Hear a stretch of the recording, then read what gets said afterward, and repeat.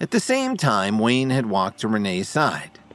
"I can see right through your plan inserting Kelly into the mix. What kind of hatred do you have for Kevin?"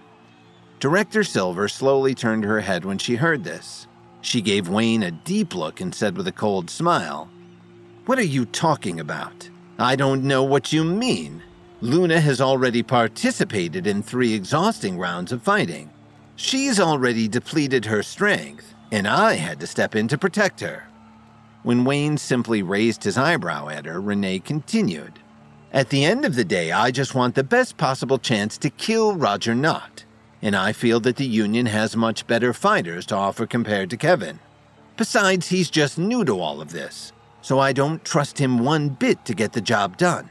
If you don't want your prize student to badly get beaten and humiliated, you can just stop the competition right now and hand Roger over to us." When the surrounding leaders heard this, they couldn't help but gasp in surprise. The Healing Arts School's connection to the top 10 organizations was really a strange one. Although it was jointly founded by the 10 organizations, in the years that had passed, the school had long since broken away from their control and become an independent organization. Unlike the other organizations, where students would go on to take bigger roles internally once they had graduated, students who graduated from the Healing Arts School would usually move on to join any of the top 10 organizations, typically as herbalist professors or martial arts instructors to their students. And even if Wayne remained affiliated with the Southwest School of Healing as an enforcer, he separated his roles and responsibilities in both schools as much as he could. Still, leaders from the other organizations were afraid of the Southwest School of Healing for that very reason. However, given how powerful Wayne was, it had been many years since anyone dared to speak to him like this within their circle. In the past, all of the leaders knew that Renee had a violent temper, but they didn't know that she was actually this fiery. "Are you implying that my school's students aren't good enough compared to yours?" Harley Shepard slowly stood up and questioned her. He couldn't take Renee's insults any longer. Was there going to be a battle in the stands before Kevin and Kelly even had a chance to fight? Renee Silver had sent Kelly Emmett as a last-minute substitute, pitting her against Kevin during the final round. Despite feeling conflicted, Kelly eventually put her loyalty to the Union first. When Kevin refused her plea to forfeit, they had no choice but to accept their upcoming battle. When Wayne Ford questioned Renee's motives against Kevin, she claimed that the Union had much better candidates to kill Roger Knott, urging Wayne to just hand him over to her. Not being able to take Renee's insults to the Healing Arts School any longer, Harley Shepard stepped in to defend his students. The atmosphere on the big platform suddenly became quite tense as Harley walked towards Renee, who was standing next to Wayne. Were they trying to put pressure on the Union? "Wayne, Harley, what's the meaning of this? Didn't I tell you that Kevin did all kinds of evil things? Are you too blinded by the talent that he's shown today? We have to get rid of him for the greater good," Renee insisted.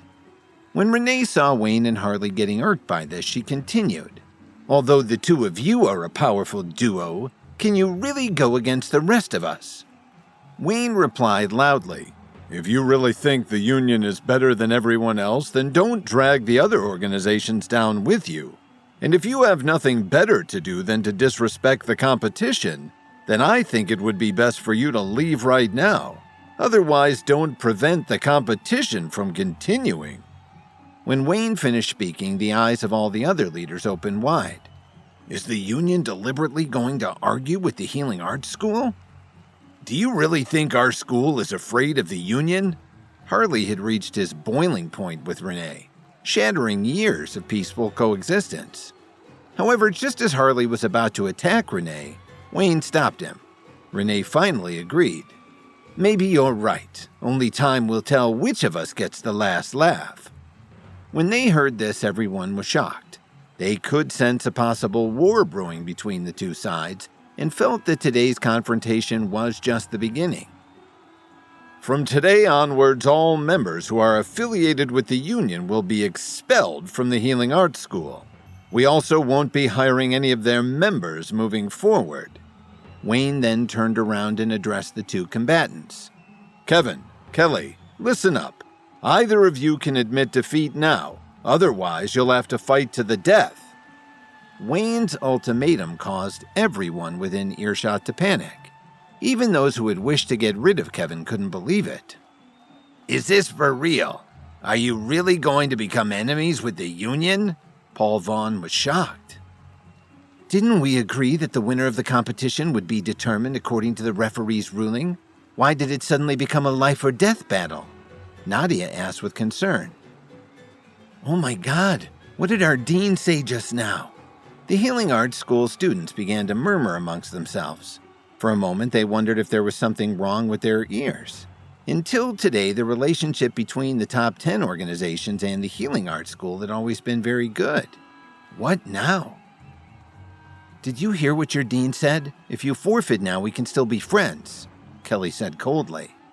I've promised some people that I'll win this competition, so unfortunately I have to honor my word to them, Kevin answered seriously. He'd promised Mackenzie he'd save her grandfather, so he had to be true to his word. All of a sudden, Kelly rushed towards Kevin. When she arrived in front of him, she waved her sword and attacked. With a loud clang, the sharp sword brushed against his body, generating a burst of intense sparks. Lily and Dalton, who were concerned about Kevin, immediately stood up from their seats to check on him. Thankfully, Kevin had been wearing his body armor, and when they saw that he wasn't injured, they both heaved a sigh of relief. I just noticed that Kevin is wearing some sort of powerful body armor. A greedy look flashed across Paul's eyes. I'm curious as to what type of material it's made of. You should be careful of what you say, Paul. Didn't you see what happened to the Union? Do you want to end up banished like them? Jeffrey Bowie nudged him and tried to warn him. Then they both looked at Renée. She was watching the fight with her fists clenched. Her face was filled with anger. This wasn't how she'd envisioned things turning out when the competition started. Her relationship with the Healing Arts School had suddenly become damaged, and now that the entire Union had been banished, she felt that she'd let her entire organization down. In her mind, this was all Kevin's fault. Kelly must kill Kevin at all costs. Only when that dies will the Union's losses be minimized, Renée thought to herself. When nobody was looking, she casually threw something towards the arena. Back at the brown area, Kevin was continuously dodging each strike from Kelly's sword. Up until then, he was hesitant about fighting her. Did one of them really have to die? But just as Kevin was about to make a move, he got stung in the face and neck multiple times. Thinking that a swarm of bees had just randomly flown by, he quickly brushed them off. However, as he winced from the pain, he could also feel a strong force pulling him. A second later, he found himself involuntarily moving towards the sharp blade of Kelly's sword.